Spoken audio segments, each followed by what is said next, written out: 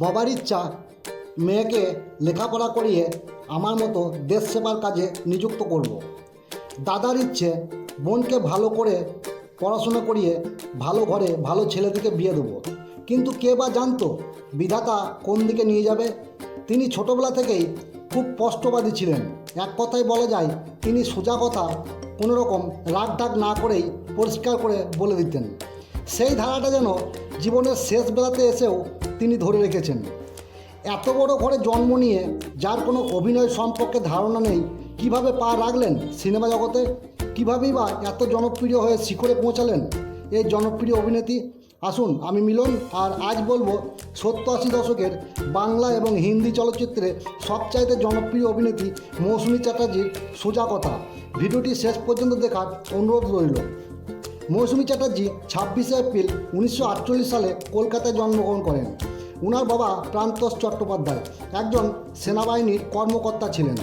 ওনার এক ভাই এবং এক বোন আছে। ওনার দাদা একজন বিচারক ছিলেন। তিনি বিয়ে করেন হেমন্ত মুখোপাধ্যায়ের ছেলে জয়ন্ত মুখোপাধ্যায়ের সাথে। ওনার দুই কন্যা আছে, একজন পায়েল, অন্যজন মেঘা চট্টোপাধ্যায়। তিনি 1967 সালে তরুণ মজুমদার পরিচালিত বালিকা বধূ চলচ্চিত্রে প্রধান নায়িকার ভূমিকায় অভিনয় করেন। এটি ওনার হাতে খড়ি বলতে পারেন। সেই সময় ওনার বয়স মাত্র 15 বছর। তখনকার দিনে এই সিনেমাটি খুব জনপ্রিয় হয়েছিল। সাথে মৌসুমী চ্যাটার্জিকে সাধারণ দর্শক চিনে গেলেন। তিনি হিন্দি সিনেমাতে নাম লেখান 1972 সালে অনুরাগ ছবির মাধ্যমে। এই ছবিটির পরিচালক ছিলেন শক্তি সামন্ত। তিনি একজন বাঙালি পরিচালক। এই হিন্দি সিনেমাটি প্রচুর জনপ্রিয় হয়েছিল। সাথে গোটা দেশের মানুষ মৌসুমী চ্যাটার্জিকে চিনে গেল।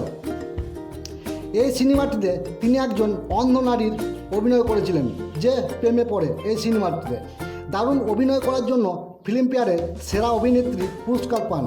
এরপর থেকে ওনাকে আর পিছনে ফিরে তাকাতে হয় না। এত বড় সাফল্য পর ওর কাছে একের পর এক অভিনয়ের সুযোগ আসতে থাকে। সেই সময় তিনি অন্য অভিনেত্রীর তুলনায় অনেক আলাদা। নিজের এই সুনামটিকে ধরে রাখার জন্য তিনি এমন কোনো কাজ করেননি যা তার ব্যক্তিগত জীবনে প্রভাব পড়বে। আজও সেই ধারাটি তিনি বজায় রেখেছেন। তিনি সিনেমা জগৎ ছাড়াও বিভিন্ন রকম সামাজিক প্রকল্পের সাথেও যুক্ত ছিলেন।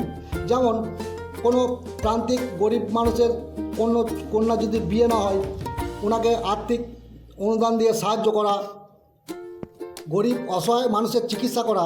এছাড়াও তিনি সিনেমা জগতে থাকাকালীন অনেক নতুন ছেলেমেয়েদেরকে সিনেমা জগতে বিভিন্ন ধরনের কাজের সুযোগ করে দিয়েছিলেন।